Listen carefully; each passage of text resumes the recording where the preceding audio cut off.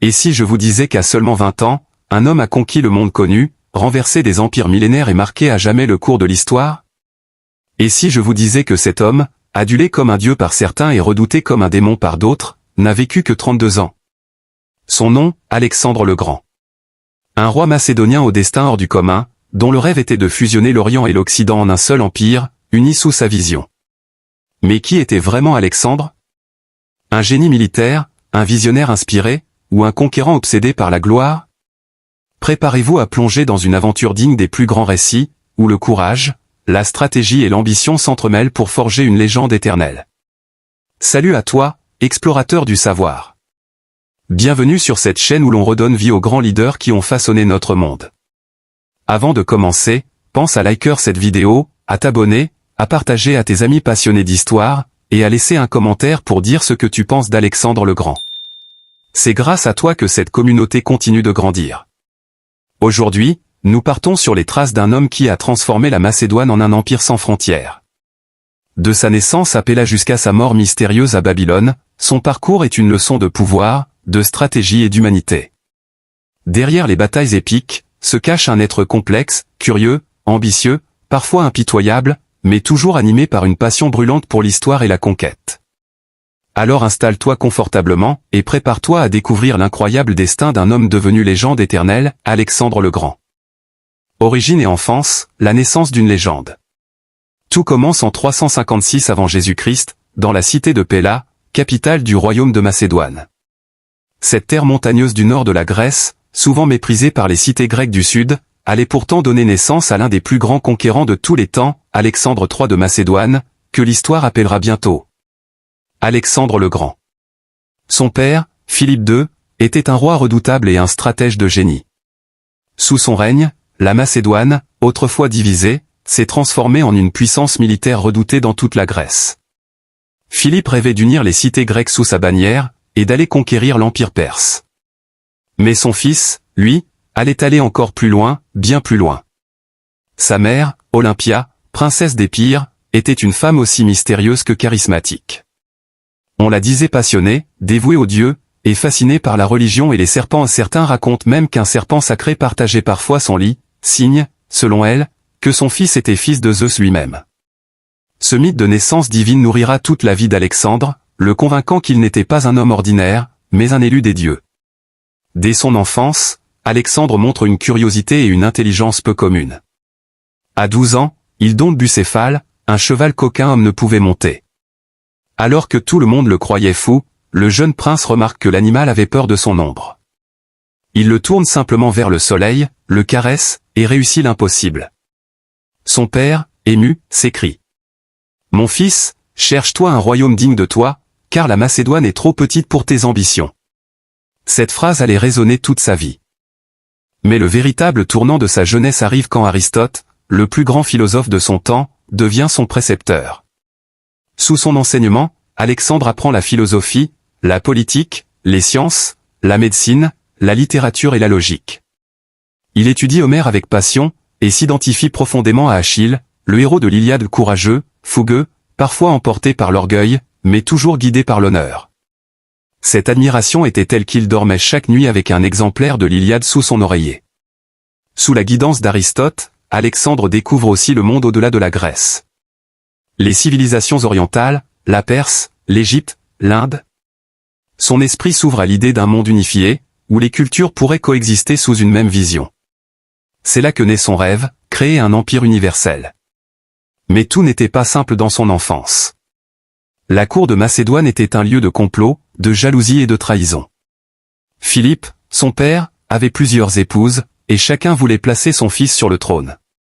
Olympia, protectrice d'Alexandre, lui inculqua très tôt la méfiance et la conviction que seul le pouvoir pouvait le protéger. Entre son père, homme de guerre pragmatique, et sa mère, femme mystique et fière, Alexandre grandit entre deux forces opposées, la raison et le rêve, la discipline et la passion. De cette dualité naîtra un homme à la fois calculateur et impulsif, philosophe et conquérant. Adolescent, il accompagne déjà son père sur le champ de bataille. À seulement 16 ans, il dirige une armée et fonde sa première ville, Alexandropolis.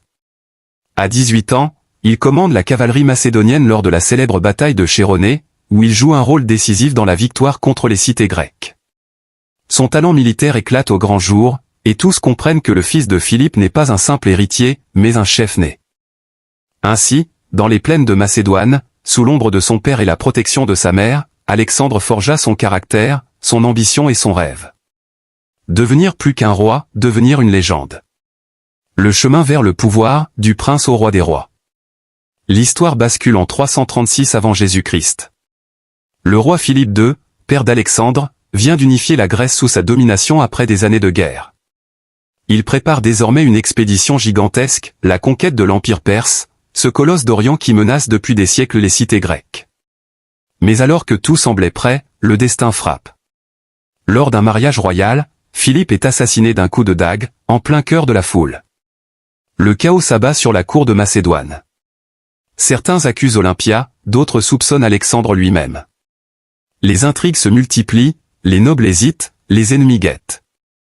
Mais en un éclair, Alexandre, à seulement 20 ans, prend les rênes du royaume.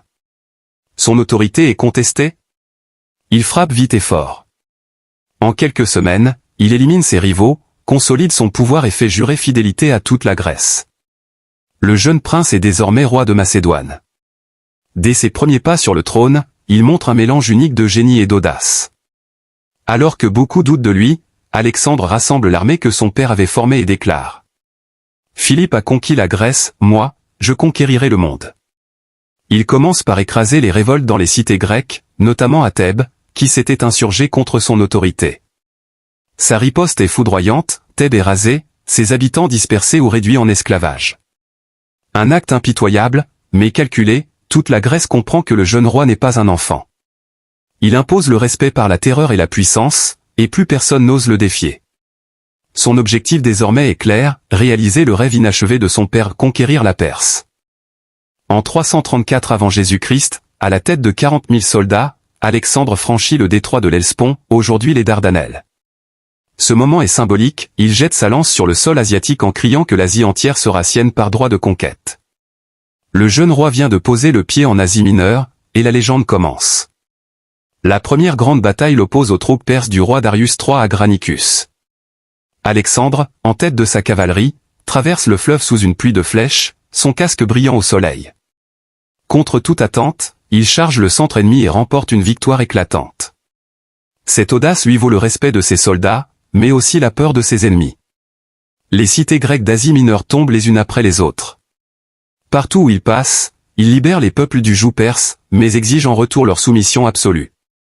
Alexandre n'est pas seulement un conquérant, il sait aussi se mettre en scène. Il honore les dieux locaux, respecte les traditions, et se présente comme un libérateur. Cette stratégie lui ouvre les portes de nombreuses cités sans avoir à se battre.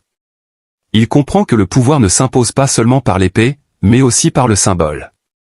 Mais derrière cette marche triomphale se cachent déjà des doutes et des tensions.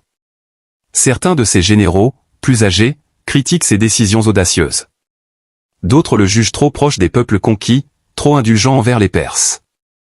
Alexandre, lui, ne supporte pas la trahison ni la désobéissance. Il exige une loyauté totale, presque religieuse. Ceux qui s'opposent à lui, disparaissent. En 333 avant Jésus-Christ, il affronte à nouveau Darius III à Isso, dans une bataille légendaire. Les Perses sont 10 fois plus nombreux, mais la tactique d'Alexandre est parfaite. À la tête de ses compagnons, il perce les lignes ennemies, vise directement le roi Darius qui prend la fuite. Le choc est immense, le roi des rois a fui devant un jeune Macédonien. Le prestige d'Alexandre explose, et toute l'Asie tremble à son nom. Après Isso, il poursuit sa conquête vers la Phénicie, l'Égypte, puis jusqu'au cœur de la Perse. Mais derrière chaque victoire se cachent des sacrifices, des marches épuisantes, des villes incendiées. Ses soldats commencent à murmurer, jusqu'où ira-t-il? Pour Alexandre, la réponse est simple, jusqu'à ce qu'il n'y ait plus rien à conquérir. Ainsi, en quelques années à peine, le jeune roi de Macédoine est devenu le maître du monde grec et asiatique. Son nom inspire la terreur comme l'admiration.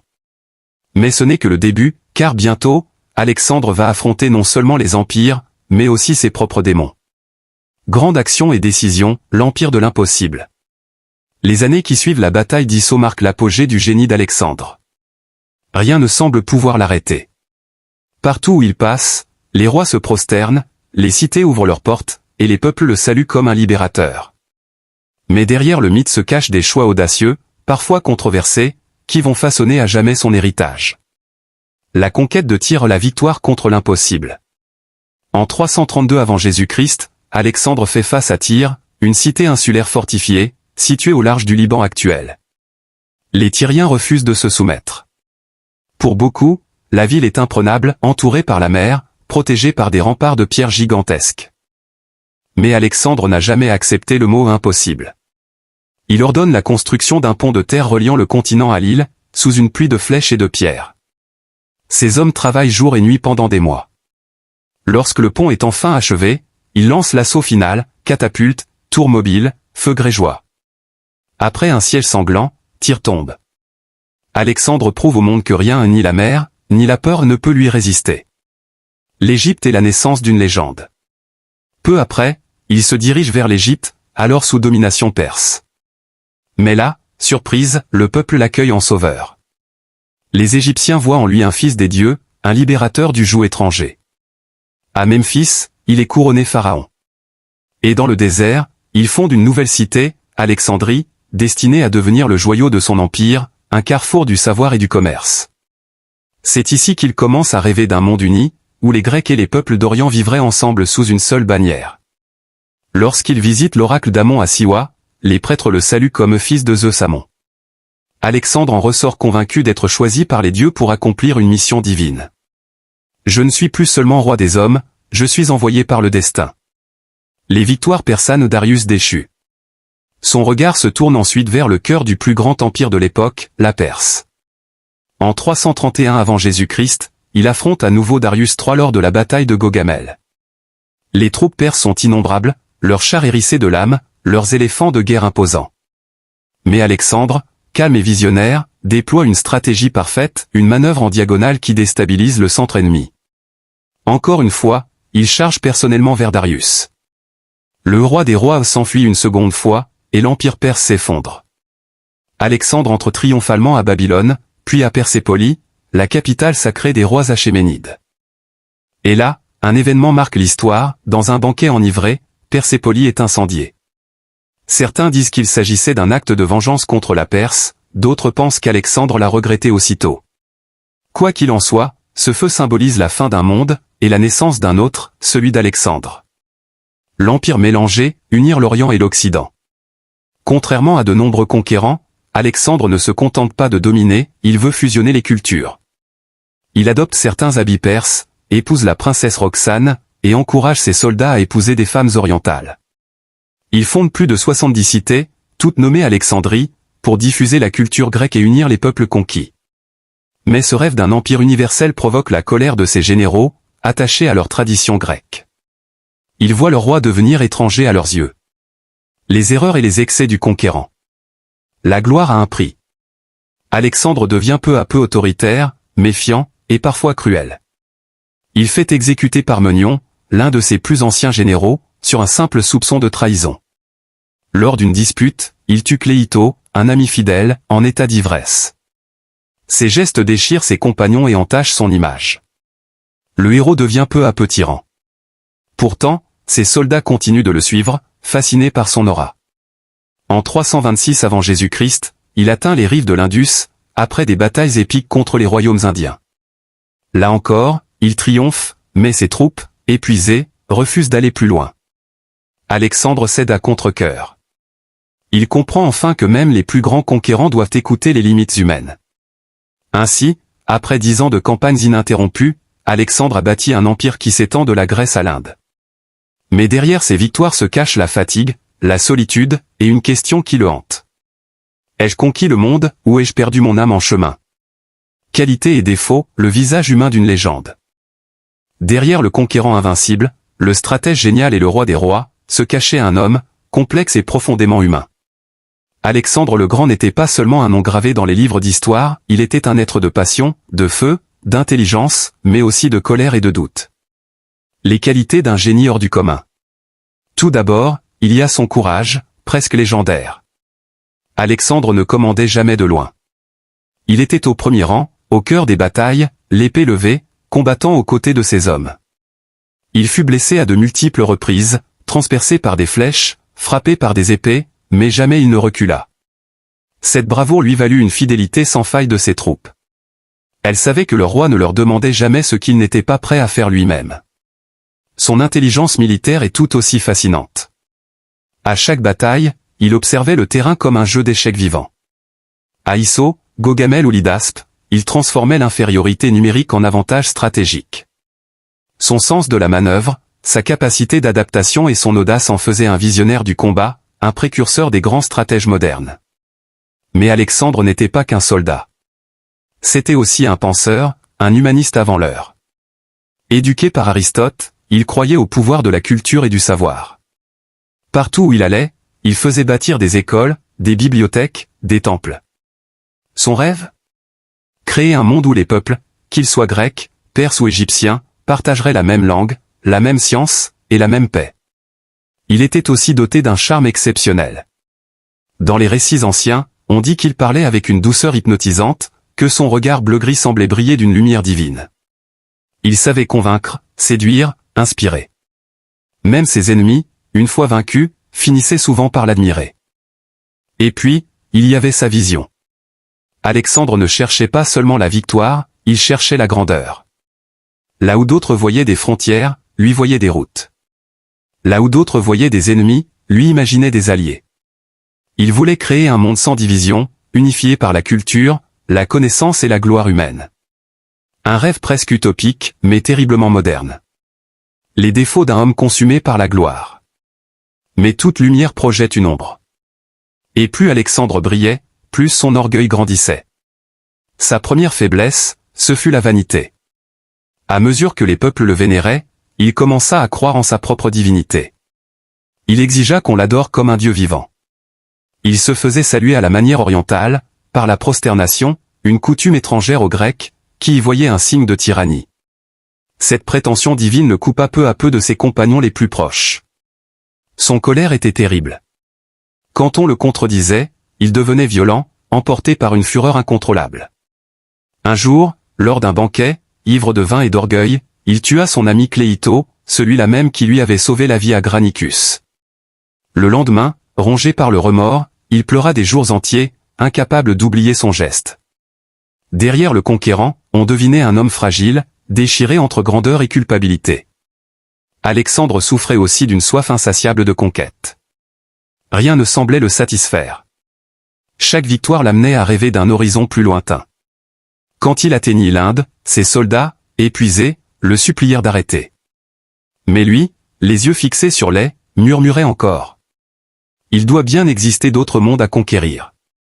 C'est cette obsession de la gloire qui finit par l'isoler, le transformant en un roi seul, entouré de courtisans, mais éloigné de ses amis.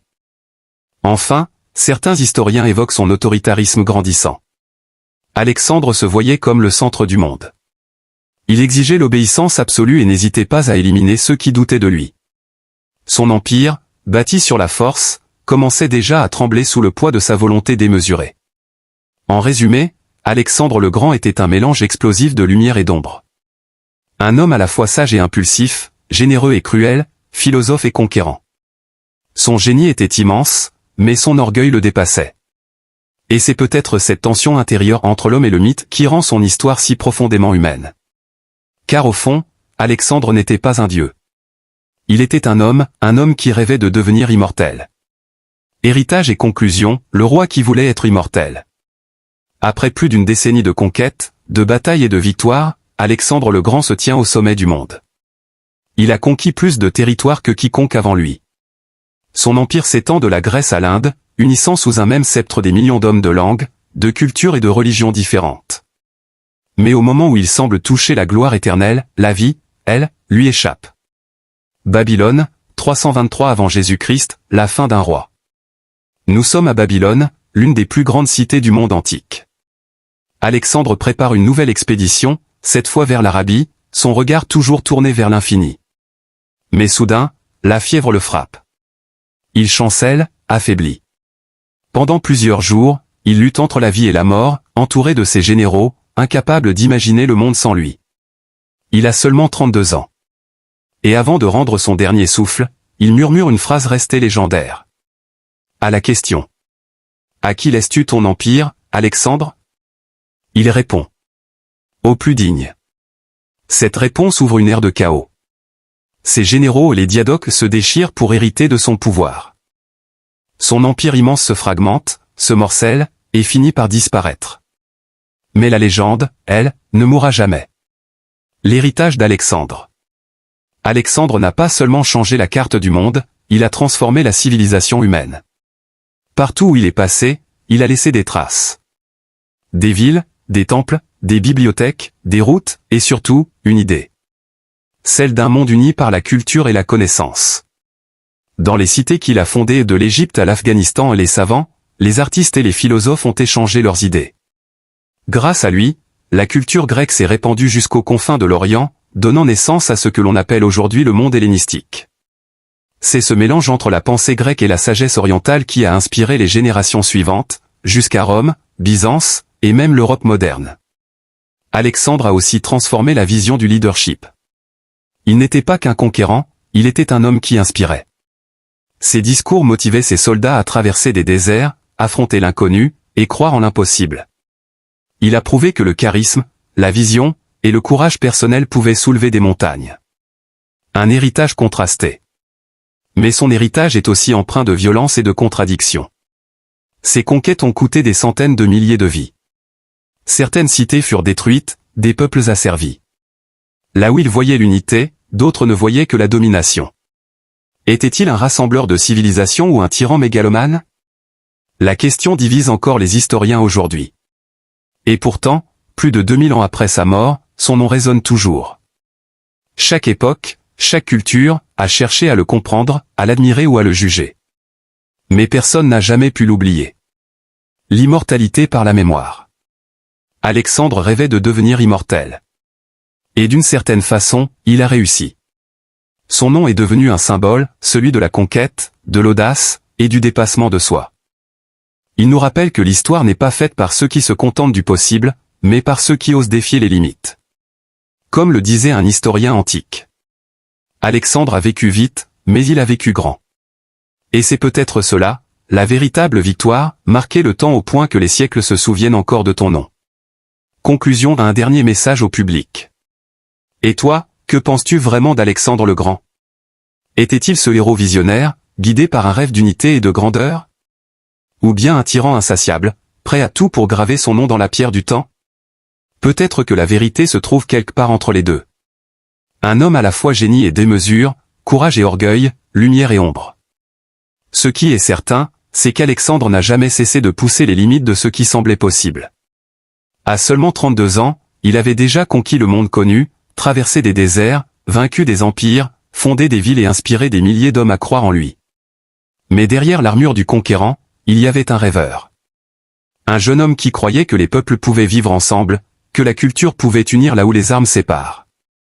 Aujourd'hui encore, son nom résonne comme une leçon intemporelle.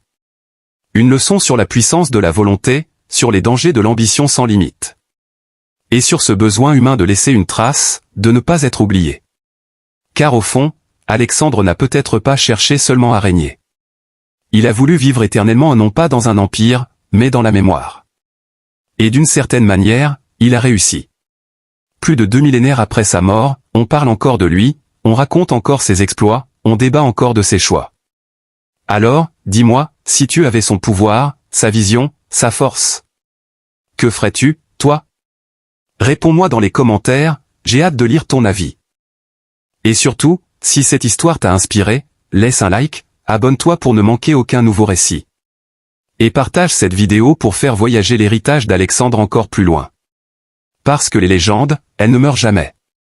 Elles continuent de vivre à travers ceux qui s'en souviennent.